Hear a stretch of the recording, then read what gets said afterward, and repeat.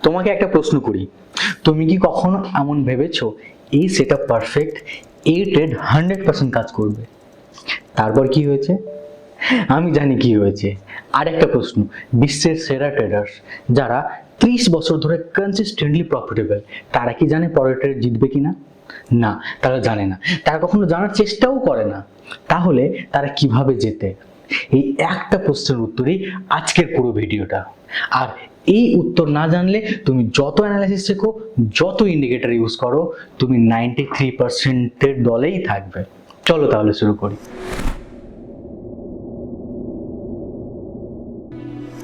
তুমি কি জানো লাস ভেগাসের কাসিনো কখনো হারে না কেন? তারা কি জানে কোন হ্যান্ড জিতবে আর কোন হ্যান্ড জিতবে না? তারা কি প্রতিটা গেমে প্রফিট করে? না। তাহলে তারা জানে 10,000 গেমের শেষে ম্যাথ তাদের পক্ষে কাজ করবে। প্রতিটা গেমের রেজাল্ট নিয়ে তারা ভাবে না, তারা ভাবে ডিস্ট্রিবিউশন নিয়ে, প্রবাবিলিটি নিয়ে। কনসিস্টেন্টলি প্রফিটেবল ট্রেডাররাও ওইভাবে ভাবে। প্রতিটা ট্রেড জেতার চেষ্টা করে না, প্রতিটা ট্রেডে প্ল্যান ফলো করে, কারণ তারা জানে 100টা ট্রেডের শেষে তাদের এজ কাজ করবে। এই থিঙ্কিং এর নাম প্রবাবিলিস্টিক থিঙ্কিং। আমি দেবাশিস মণ্ডল, তোমাদের ট্রেডার দেবাদাতে স্বাগত। আজকে আমরা সেই থিঙ্কিং শিখবো যেটা ট্রেডিং সাইকোলজির সবচেয়ে গভীর, সবচেয়ে পাওয়ারফুল অধ্যায়।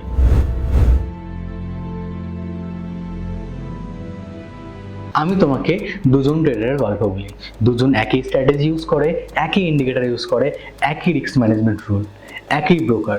1 বছর পরে প্রথম ট্রেডার বড় লস, অ্যাকাউন্ট ক্রাইসিস, দ্বিতীয় ট্রেডার কনসিস্টেন্টলি প্রফিটেবল। কেন? এই প্রশ্নটা অনেক বছর ধরে ট্রেডারদের মাথায় ঘুরছে, কিন্তু উত্তর কেউ ভালো করে বলে না। আজকে আমি সেই উত্তর খুঁজবো তোমার সাথে স্টেপ বাই স্টেপ। প্রথম ট্রেডারের নাম রাখি সুমন, দ্বিতীয় ট্রেডারের নাম রাখি অর্জুন। সুমন খুব মেধাবী, চার্ট অ্যানালাইসিস ভালো, নিফটি, ব্যাংক নিফটি, বিটকয়েন সব বোঝে। একটা ট্রেড নেওয়ার আগে ঘন্টার পর ঘন্টা অ্যানালাইসিস করে। কিন্তু সুমনের একটা সমস্যা, সে যখন ট্রেড নেয় সে নিশ্চিত থাকে এটা কাজ করবেই।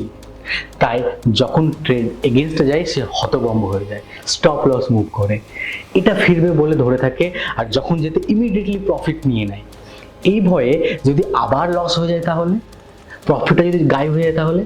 কিন্তু অর্জুন অন্যরকম। অর্জুন ট্রেডে নেওয়ার আগে ভাবে এই সেটআপ আমার এজ আছে, হয়তো 60% এটা কাজ করে, 40% চান্স আমি হারবো, এটা জানি। হারলেও আমার ছোট লস, জিতলে আমার গেইন অনেক বেশি। তাহলে চলো ট্রেডটা নিই। ট্রেড এগেনস্টে গেলে অর্জুন বলে ওকে, এটা সেই 40%-এর মধ্যে একটা স্টপ লস হিট হয়, বেরিয়ে গেছি। ট্রেড কাজ করলে অর্জুন টার্গেটে থাকে, কারণ সে জানে এটা সেই 60%-এর মধ্যে একটা। এই দুজনের মধ্যে পার্থক্য কি? স্ট্র্যাটেজি নয়, নলেজও নয়, শুধু একটা জিনিস, certainty versus probability. Suman certainty খোঁজে, আর পরে অর্জুন প্রবাবিলিটিতে ট্রেড নেয়। আর এই একটাই পার্থক্য তাদের রেজাল্টকে আলাদা করে দেয়।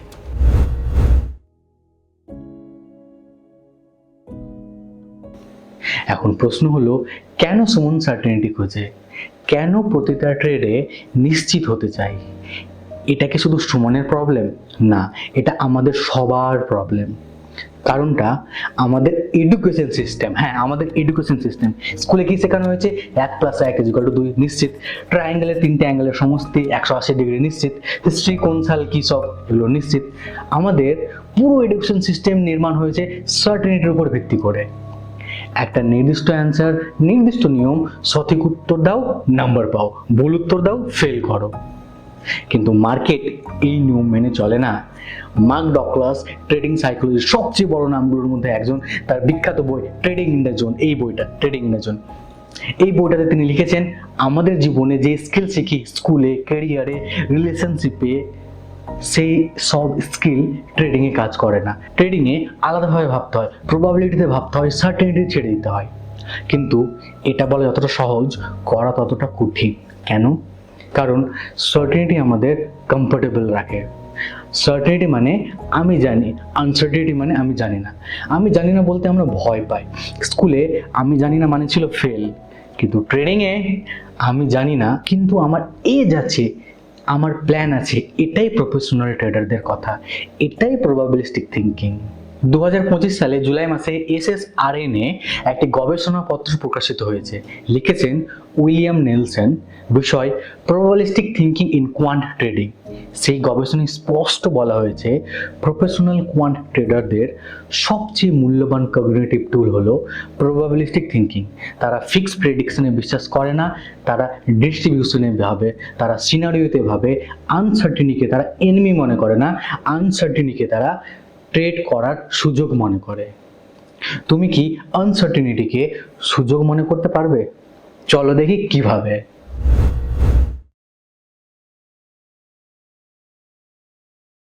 মার্ক ডগলাস তার বইতে 5টা ফান্ডামেন্টাল ট্রুথের কথা বলেছে। 5টা, এই 5টা ট্রুথ যদি তুমি সত্যিকারের অর্থ মেনে নিতে পারো, তোমার ট্রেডিং চিরতরে বদলে যাবে। চলো এক এক করে দেখি। ট্রুথ নাম্বার 1, যে কোনো কিছু হতে পারে, যতই পারফেক্ট সেট আপ হোক লস হতে পারে, যতই বিয়ারিশ ক্যান্ডেল দেখাক প্রাইস উঠতে পারে।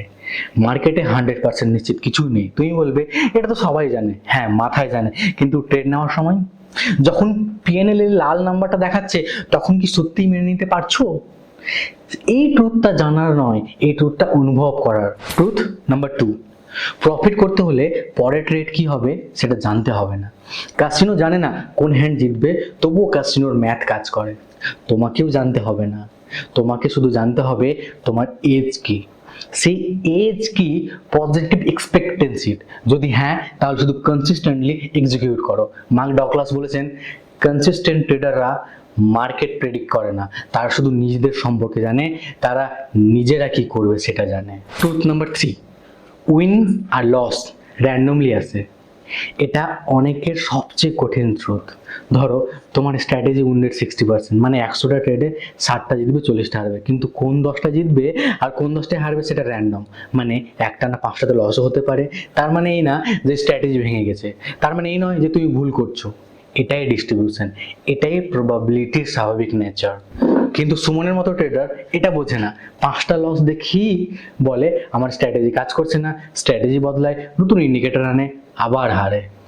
এটাই সেই চক্র যেটা 93% ট্রেডারকে আটকে রাখে। ট্রুথ নাম্বার 4, তোমার এজ মানে সার্টেনটি নয়, অড শিফট। এজ মানে প্রবাবিলিটি তোমার দিকে একটু বেশি। 50-50 গেমে এজ নেই, 55-45 গেমে তোমার এজ আছে। 60-40 হলে তোমার এজ অনেক বেশি, কিন্তু এই এজ গ্যারান্টি দেয় না। এই শুধু বলে অনেকগুলো ট্রেডের শেষে তুমি এগিয়ে থাকবে। প্রফেশনাল ট্রেডাররা জানে একটা ট্রেডে এই এজ প্রমাণ হয় না, 50টা 100টা 500টা ট্রেডে এই এজ প্রমাণ হয়। ট্রুথ নাম্বার 5, প্রতিটা ট্রেড ইউনিক। গতকালের ট্রেড আজকের ট্রেডের সাথে সম্পর্কিত নয়। গতকাল লস হলে আজকের ট্রেড রিভেঞ্জ ট্রেড নয়। গতকাল প্রফিট হলে আজকের ট্রেড কোনো গ্যারেন্টি নয়। প্রতিটা ট্রেড নিজের মতো, নিজের রিস্ক, নিজের আউটকাম। কিন্তু আমরা কি করি? গতকাল লস বুকে নিয়ে আজকে ট্রেড নিতে যাই, গতকাল এনজয়ের ওভার কনফিডেন্ট হয়ে আজকে বেশি রিস্ক নিই। এটাই সাইকোলজিক্যাল ক্যারি ওভার, এটাই সবচেয়ে বড় ফাঁদ।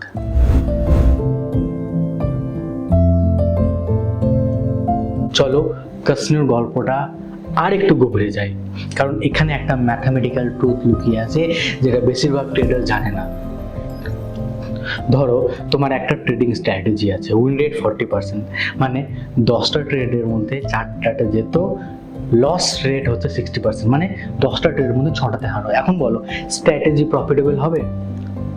বেশিরভাগ মানুষ বলবে না, এই স্ট্র্যাটেজি প্রফিটেবল না, তুমি বেশি হারছো। কিন্তু একটু মাথায় ভাবো, ধরো প্রতিটা ট্রেডে যেত তুমি 300 টাকা, আর প্রতিটা লসে তুমি হারো 100 টাকা। এখন হিসাব করো, 10টা ট্রেডে 4টাতে যেত, 4 × 300 হচ্ছে 1200 টাকা তুমি যেত, 6টাতে হারো, 6 × 100 মানে 600 টাকা তুমি হারো। নেট প্রফিট 1200 - 600, 600 টাকা। তুমি 60% ট্রেড হারলেও প্রফিটেবল। এটাই রিস্ক রিওয়ার্ড, এটাই এক্সপেক্টেন্সি। একটা স্ট্র্যাটেজি প্রফিটেবল হওয়ার জন্য শুধু উইন রেট যথেষ্ট নয়, risk reward ratio equally important. অনেক প্রফেশনাল ট্রেডারদের উইন রেট মাত্র 35-40%। তারা বেশিরভাগ ট্রেডে হারে, তবুও প্রফিটেবল, কারণ যখন যেতে অনেক বড় যেতে। এখন বলো, যদি তুমি এই ম্যাথটা জানো, তাহলে পরের ট্রেডটা লসে কি ভয় পাওয়ার কোনো কারণ আছে? না, কারণ সেই লস তোমার ডিস্ট্রিবিউশনের একটা অংশ, সে এক্সপেক্টেড, সে প্ল্যানের মধ্যে। কিন্তু যদি তুমি সার্টেনিটিতে ভাবো প্রতিটা লস তোমাকে হিট করবে, প্রতিটা লস মনে হবে আমি ভুল করলাম, আর এই ফিলিংটাই তোমার সবচেয়ে বড় ভুলের দিকে নিয়ে যাবে। প্রবাবিলিস্টিক থিঙ্কিং বলে লস একটা কস্ট, সার্টেনিটি থিঙ্কিং বলে লস একটা ফেলিয়ার। তুমি কোন ভাষায় ভাবছো সেটাই ডিসাইড করবে কোন ট্রেডার হবে।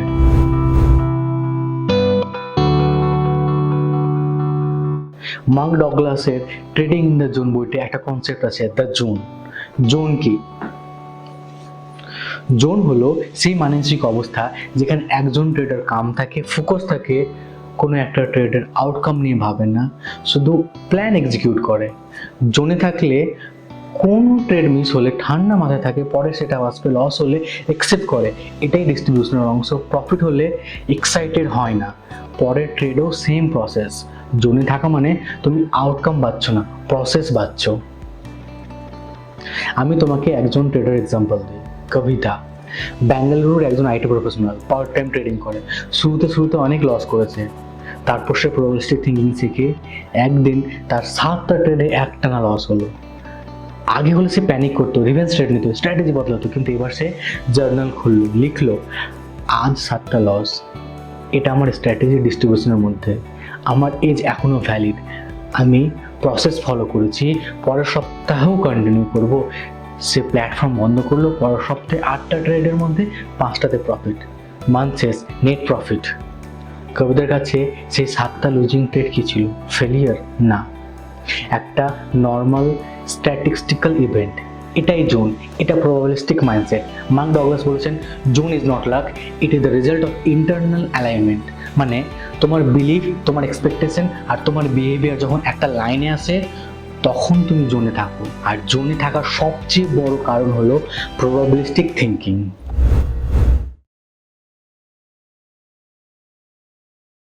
চলো দেখি সার্টেনিটি থিঙ্কিং কিভাবে 4টে আলাদা ফাঁদ ফেলে। ফাঁদ নাম্বার 1, অ্যানালাইসিস প্যারালাইসিস। সুমনের কথা মনে আছে? সে ঘন্টার পর ঘন্টা অ্যানালাইসিস করে, কারণ সে সার্টেনিটি খুঁজছে। আর একটু নিশ্চিত হলে নেব, আর একটু ওয়েট করি, ফলে পারফেক্ট সেট আপ মিস হয় বা ট্রেড নেওয়ার হয় কিন্তু অনেক দেরিতে, খারাপ এন্ট্রিতে। প্রবাবিলিস্টিক ট্রেডার বলে এই সেট আপে 60% নিয়ে যাচ্ছে, ইনাফ, নিচ্ছি। ফাঁদ নাম্বার 2, স্টপ লস না মানা। এই সেট আপ কাজ করবে এই ভেবে ট্রেড নিয়েছে, স্টপ লস হিট হলো, সার্টেনিটি ভাবা মানুষ বলে না না এটা ফলস ব্রেকআউট, ফিরবে, স্টপ লস সরায়। প্রবাবিলিস্টিক ট্রেডার বলে এটা সেই 40%-এর একটা, নেক্সট স্টপ লস অ্যাকসেপ্ট করে বেরিয়ে যায়। ফাঁদ নাম্বার 3, আর্লি প্রফিট নেওয়া। ট্রেড প্রফিটে গেছে, সার্টেনিটিতে ভাবা মানুষ ভাবে এখন প্রফিট না বুক করলে হারিয়ে যাবে, টার্গেটের আগেই বেরিয়ে যায়। প্রবাবিলিস্টিক ট্রেডাররা জানে এই ট্রেডে আমার এক্সপেক্টেন্সি পজিটিভ, টার্গেট পর্যন্ত থাকবো, এটাই প্ল্যান। ফাঁদ number 4, over trading after win. 3টে ট্রেড একটানা প্রফিট হলে সার্টেনিটি থিঙ্কিং বলে আমি এখন হট হয়ে আছি, আরও বেশি পজিশন বাড়াও, আরও বেশি রিস্ক নাও।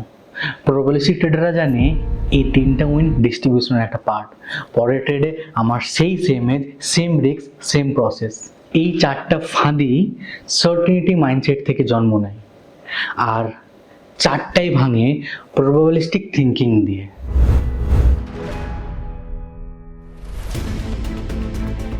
এখন প্র্যাকটিক্যাল অংশ। প্রবাবিলিস্টিক থিঙ্কিং কোনো অ্যাবস্ট্রাক্ট ফিলোসফি নয়, এটা একটা স্কিল, আর এই স্কিল প্র্যাকটিস করলেই তৈরি হয়। চলো 4টে টুল, যে টুলসে তোমার স্কিলটাকে ইমপ্রুভমেন্ট করবে। Pre trade probabilistic statement. প্রতিটা ট্রেড নেওয়ার আগে মুখে বলো বা জার্নালে লিখো এই সেট আপ আমার এজ আছে, এই সেট আপে আমার এস্টিমেট, এটা কাজ করার প্রবাবিলিটি কত পার্সেন্ট, এটা কাজ না করলে আমার লস কত টাকা, যেটা আমি অ্যাকসেপ্ট করছি, এটা কাজ করলে আমার এত টাকা প্রফিট। এই ছোট্ট একটা হ্যাবিট তোমার ব্রেনকে সার্টেনিটি মুড থেকে প্রবাবিলিটি মুডে নিয়ে যাবে ট্রেড নেওয়ার সাথে সাথে। টুল নাম্বার 2, স্যাম্পল সাইজ থিঙ্কিং। একটা ট্রেডে জাজ করো না, এমনকি 10টা ট্রেডেও নয়, প্রতিদিন সেটা জিজ্ঞেস করো আমি কি আজ প্রসেস ফলো করেছি। প্রতি 50টা ট্রেডের পর জিজ্ঞেস করো আমার স্ট্র্যাটেজি কি এক্সপেক্টেডের মধ্যে কাজ করেছে। ইন্ডিভিজুয়াল ট্রেডের রেজাল্ট নয়, ডিস্ট্রিবিউশন দেখো। এটাই ক্যাসিনোর থিঙ্কিং, এটাই প্রফেশনাল ট্রেডারদের থিঙ্কিং। টুল নাম্বার 3, লসকে নাম্বার হিসেবে দেখো। আজ থেকে যখন লস হবে নিজেকে বলো এটা ডিস্ট্রিবিউশনের একটা পয়েন্ট, এটা আমার এজকে ড্যামেজ করেনি, পরের ট্রেডে আমার সেই সেম প্রবাবিলিটি আছে। এটা সেলফ টক বারবার প্র্যাকটিস করলে নতুন নিউরাল পাথওয়ে তৈরি হয়, আর তোমার ব্রেন শেখে লস একটা ইভেন্ট, ফেলিয়ার না। Tool number 4, back testing plus journaling is equal to believe probabilistic thinking. সবচেয়ে শক্তিশালী হয় যখন তোমার কাছে প্রুফ থাকে। তোমার স্ট্র্যাটেজিকে ব্যাক টেস্ট করো, দেখো 200টা ট্রেডের এই স্ট্র্যাটেজি কতটা, অ্যাকচুয়াল উইন রেট কত, অ্যাকচুয়াল অ্যাভারেজ প্রফিট কত, অ্যাকচুয়াল অ্যাভারেজ লস কত, অ্যাকচুয়াল এক্সপেক্টেন্সি কত। এই সংখ্যাগুলো দেখলে তোমার বিলিভ তৈরি হয়, আর বিলিভ তৈরি হলে ইন্ডিভিজুয়াল লস তোমাকে দোলাতে পারবে না, কারণ তুমি জানো ম্যাথ তোমার পক্ষে, শুধু প্রসেসটা কন্টিনিউ করতে হবে।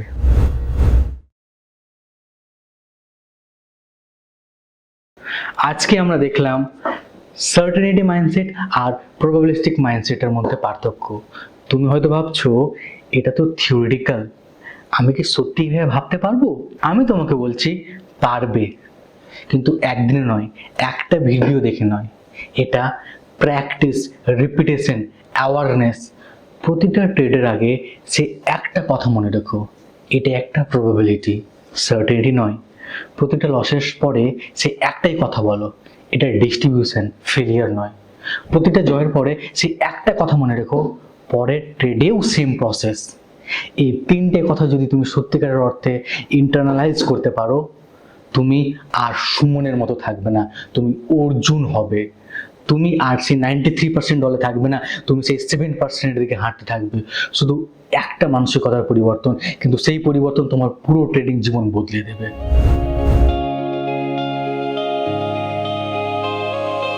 আজকের ভিডিওতে আমরা শিখলাম কেন সার্টেনিটি খোঁজার ট্রেডিং সবচেয়ে বড় ভুল, মার্ক ডগলাসের 5টা ফান্ডামেন্টাল ট্রুথ, ক্যাসিনোর মেটাফোর, কিভাবে ম্যাথ তোমার পক্ষে কাজ করে, 4টে ফাঁদ যেখানে সার্টেনিটি থিঙ্কিং আটকে ফেলে, এবং 4টে টুলস প্রবাবিলিস্টিক থিঙ্কিং তৈরি করার জন্য। আজকের হোমওয়ার্ক একটাই, পরের সপ্তাহে তুমি যতগুলো ট্রেড নেবে প্রতিটার আগে একটা সেন্টেন্স লিখবে, এই ট্রেডে আমার এজ আছে। কিন্তু এটা গ্যারেন্টি নয়, এটা প্রবাবিলিটি। রেজাল্ট যাই হোক আমি প্রসেস ফলো করব, শুধু এটুকুই। এই ছোট্ট হ্যাবিট ধীরে ধীরে তোমার পুরো ট্রেডিং সাইকোলজি বদলে দেবে। যদি এই ভিডিওটা কাজে এসেছে, লাইক করো, সাবস্ক্রাইব করো, বেল আইকন প্রেস করো, কারণ পরের ভিডিওতে আমি একটা টপিক নিয়ে আসবো যেটা প্রবাবিলিস্টিক থিঙ্কিং এর পরের ধাপ। আমরা কথা বলবো কনফিডেন্স নিয়ে, কিন্তু এমন কনফিডেন্স নয় যেটা উইনিং ট্রেড থেকে আসে, একটা ডিপার কনফিডেন্স যেটা আসে নিজের প্রসেসকে বিশ্বাস করে, নিজের এজে বিশ্বাস করে। সেই কনফিডেন্স কিভাবে তৈরি হয় পরের ভিডিওতে, সেখানে দেখা হবে। Till then, stay healthy, stay safe, take care, tata.